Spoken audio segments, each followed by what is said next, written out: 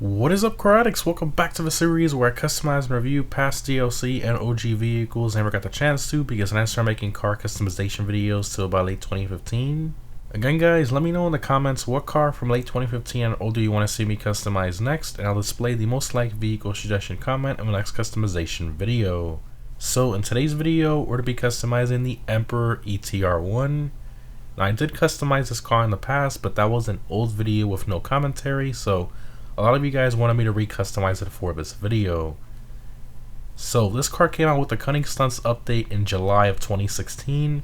It can be purchased from a Legendary Motorsport website for a ridiculous $2 million, which is extremely expensive for a car like this. And in terms of performance, this car is in the supercar class and is in top 20 for lap time for most tracks, around the pace of the X80 and T20, so it's not too bad. However, in terms of top speed, it is very, very poor, around the pace of some of the OG supercars in the game, like the Cheetah and the Vaca. Just really not that great. This car's main strength by far is the handling. It's one of the best handling cars in the entire game. It really, really is good. But again, the top speed is just really poor. But anyways, in terms of what the ETR1 is based on, it's primarily based on the Lexus LFLC Vision Gran Turismo, which is just super cool. Also, it has some styling cues from the Lexus LFA in terms of the front end and the hood. And lastly, the headlight design is very similar to the Toyota FT1 concept car, so a very interesting mix for sure, combining a Lexus Vision GT car with an LFA into some crazy looking race car. But I think the overall look is pretty cool, but the wheel fitment is a bit off, if I'm being honest. I'd much rather prefer later on them give us a nice full-fledged, really similar look to an LFA. I hope we get that in the future. But anyways, let's go ahead and check out the customization of the ETR1.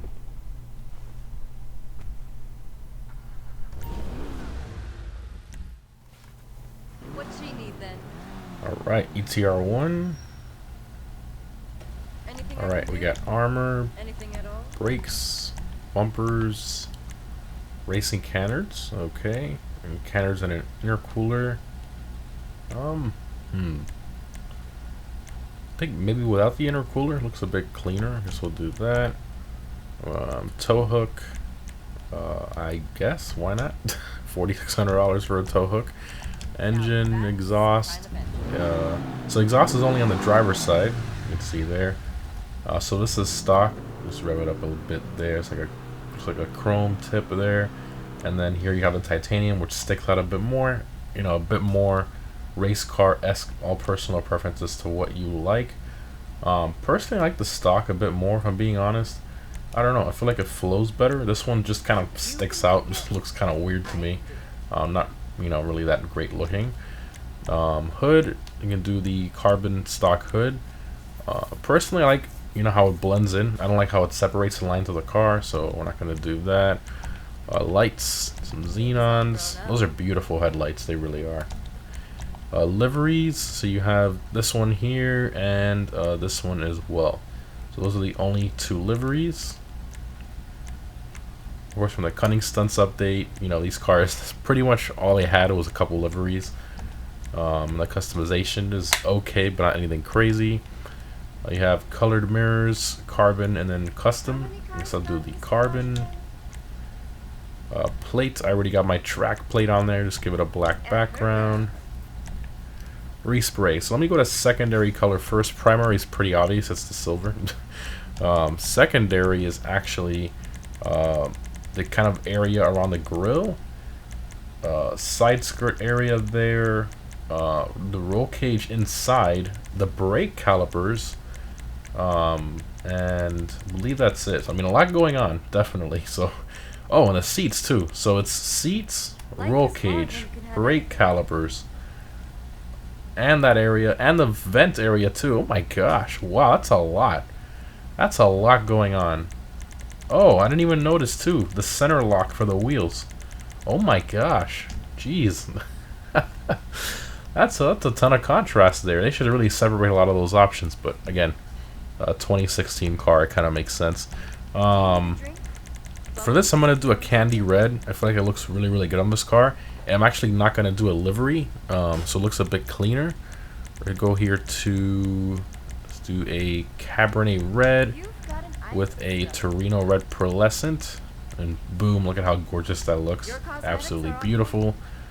Secondary, we're just gonna make that match. Go here.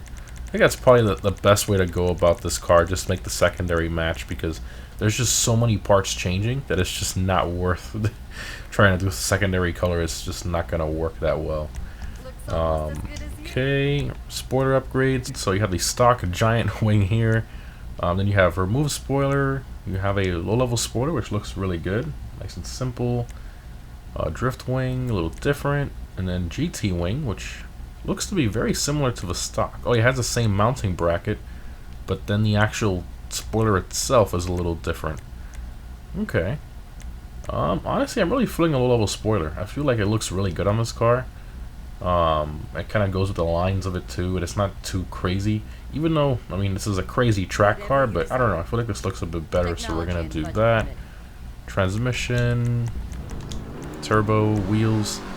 So for this, we're gonna go to the street category, and we're gonna go to the hyper fresh. Boom, these right here. And I feel like these look the best because they still retain that kind of center locking design like the stock ones do.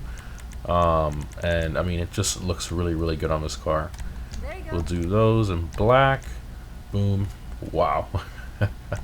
Looks really good. Windows, I guess a light smoke, why not? I don't want to do too dark. That's all the options there. No crazy livery. I think the livery is a bit much with this car. I feel like this car just in general looks better without the livery, if I'm being honest. And that's all the options there. Alright, let's take it for a drive. Exit to ground. Oh, such a beautiful car. I love the wide body. And again, that's really what makes the car. Alright, rev it up. Wow, this thing sounds insane. First person. Got the digital gauge cluster. The shift light. Very cool. Full on race car in here. Wow. Alright, let's floor it. Rear wheel drive. That's a wheel spin, but hooks up and instantly goes. And this thing takes corners like nobody's business. Look at this. This thing. It's an absolute monster the way this thing takes corners. I mean, it drives like if it's on rails, pretty much. It's an absolute beast. Look at this. It's just stupid. And when you first drive it, it handles so good that you can actually like crash if you're not careful, because you don't expect it to turn that well. I mean, it takes some getting used to. Kind of reminds me of like a baby version of the open wheel cars in a way. But you know, obviously this was like kind of like the first crazy handling cars. The supercars were introduced with the Cunning Stunts update, I believe.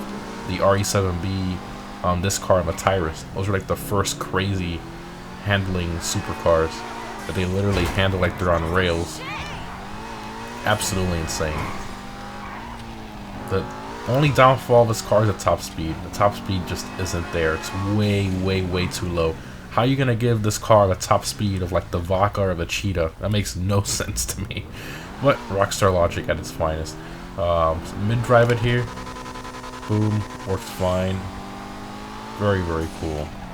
Alright, let's pull over here and open all the doors and stuff. At least you know what? I don't think I've ever opened any other parts on this car. Let's see here. I'm just as curious as you are. Let's see. Alright. Look at that. It's actually got a pretty good engine model. Carbon with the Emperor logo. The intake's there. Very nice. That is not bad at all. Not bad at all. Interior, pretty good. Looks like the Comet interior, I think, as a base. Like the dash, and then it's got all the digital cluster and race car parts everywhere. Racing seats, roll cage. Wow, very cool. not bad at all. Is this car worth $2 million? Personally, I don't think so. I don't think it's worth $2 million. Maybe we can get it on sale or on the podium or prize right or what have you. Just any way to not pay that much money for this car. I mean, even at, you know, half its price, at $1 million, I'm still thinking about it, if I'm being honest with you. I wouldn't pay more than, I mean, it does have some special stuff to it. I'd say 1.2 million is pretty fair for this car price-wise, considering the current economy of GTA. But any more than that, I don't think it's worth paying that personally. Some people might think it is worth the $2 million all day long, but personally, I don't. But otherwise, very, very cool car in general. Just try to get it on sale if you really want it. Anyways, guys, hope you enjoyed. Remember to let me know down below in the comments what car from late 2015 and older you want to see me customize next. Thanks for watching, guys, and I'll see you in the next one.